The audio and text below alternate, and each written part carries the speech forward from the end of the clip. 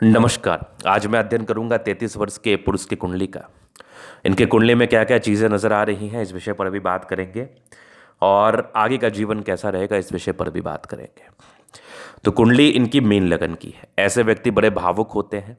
ऐसे व्यक्ति भावनात्मक मामले में थोड़े वीक होते हैं। ऐसे व्यक्ति का जीवन बहुत ज़बरदस्त रहता है, जीवन में भी कोई खास दिक्कत नहीं है। ऐसे व्यक्ति पराक्रम के रूप से अपने जीवन को जीते भी हैं, इस बात में भी कोई संदेह नहीं है। तो यहां पर मैं चीज़ों को बताता हूं, गहराई पूर्वक समझ जाता हूं कि क्या क्या इनकी कुंडली में चीज़ें हैं। और मीन लगन के व्यक्ति बड़े धार्मिक प्रवृत्ति के भी होते हैं। धर्म कर्म से भी अपना जुड़ाव ये लोग रखते हैं। और अति धार्मिक प्रवृत्ति के होने की वजह से ईश्वर का भी विशेष साथ इनको रहता है, इस बात में भी कोई संदेह नहीं है। तो आइए एक एक करके इनके कुंडली पर चीज़ों की जो अवस्थित अवस्थाएं, उस पर हम गौर करते हैं। तो यहाँ पर अगर आप देखेंगे तो इनकी कुंडली में जो राशि आ रही है, ये आ रही है मीन राशि। मंगल दोष, जी हाँ, मंगलिक हैं आप। अब ये मंगल दोष है कि क्या है, इस विषय पर हम विचार कर लेंगे। गुरु अस्त का है, शनि वक्रीय है और बुध अस्त वक्री का है। तो कुंडली में दो टाइप के ग्रह होते हैं, एक योग कारक, एक मारक। अगर आपके कुंडली में योग कारक ग्रह वक्री है, जो आपके लिए शुभ फल देने वाला ग्रह है, वो वक्री है, तो उसके लिए आपको अच्छी बात है, मतलब उसका 3 गुना ज़्यादा फल वो इनहेंस करता है। अगर वो खराब घर का मालिक वक्री है तो वो 3 गुना ज़्यादा फल को वो कमज़ोर करता है। तो जैसे आपकी कुंडली में मैं देख रहा हूँ तो शनि वक्री है। शनि के बाद आपका गुरु अस्त का है। गुरु तो बड़ा योग कारक है मीन लगन के लिए, मैं आगे विचार करूंगा इसके लिए क्या उपाय करने हैं। और बुध भी वक्र अस्त का है, तो इसके लिए भी क्या उपाय करने हैं, आगे विचार करूंगा। तो ये चीज़ आपने समझ लिया। अब आगे जो डिस्कशन होगा वो मेजर डिस्कशन होगा आपके ग्रहों पर। इस पर मैं बहुत बारीकी पूर्वक बात करूंगा, आपको समझाऊंगा। तो अब देखिए सूर्य कहाँ बैठा है। सूर्य बैठा आपका है यहाँ तीसरे घर में, छठे घर का मालिक होकर तीसरे घर में वृषभ राशि में है। छठा घर चूंकि त्रिक हाउस और तीसरा घर भी त्रिक हाउस है, तो एक जैसा घर का स्वामी एक घर में बैठे तो ये राजयोग कारक स्थिति में होता है। मतलब सूर्य आपके विपरीत राजयोग कारक स्थिति में है।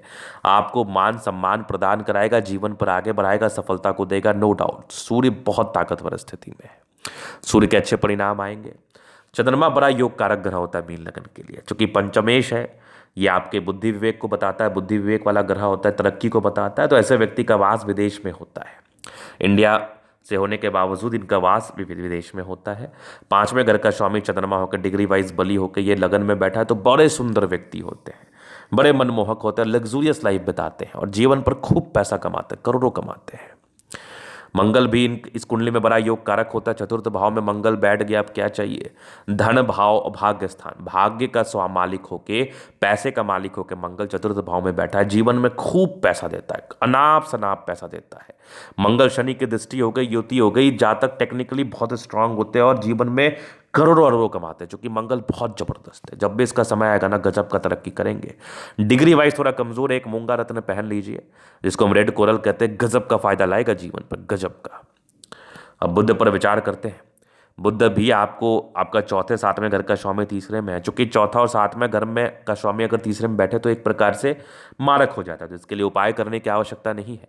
हाँ, कुछ सर्टेन पूजा पाठ है, उसका मैं उपाय आपको बता दूंगा। वो करने के बाद आपको ज़्यादा बेनिफिट होगा और वो कर भी लेना चाहिए आपको, बेहतर रहेगा आपके लिए, बेहतर रहेगा आपके लिए। ये चीज़ मैंने देख लिया, समझ लिया, जान लिया। अब मैं आगे विचार करता हूँ, आगे और क्या चीज़ें हैं।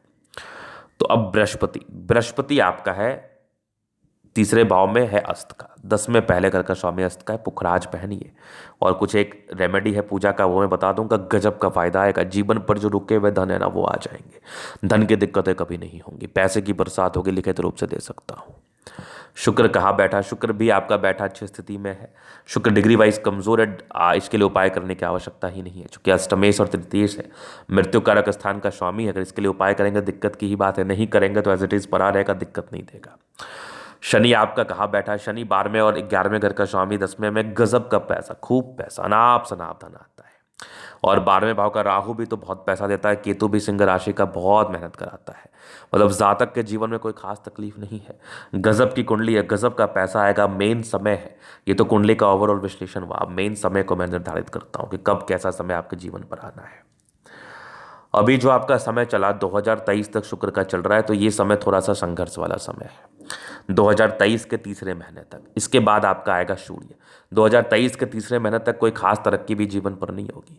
अब जो 2023 से आपका सूर्य आएगा ना, ये बड़ा गजब रहेगा। 2023 भी बढ़िया रहेगा, 24 भी अच्छा रहेगा, मंगल ये भी ज़बरदस्त रहेगा, राहु भी बढ़िया रहेगा, बृहस्पति भी ठीक रहेगा, शनि थोड़ा 2026 से 27 थोड़ा गड़बड़ रहेगा 6-7 महीने, लेकिन फिर बुध 27 से बढ़िया रहेगा, फिर केतु भी अच्छा रहेगा, शुक्र भी अच्छा रहेगा। मतलब ये ओवरऑल 7 साल का जो महादशा है ना, 6 साल अच्छा रहेगा।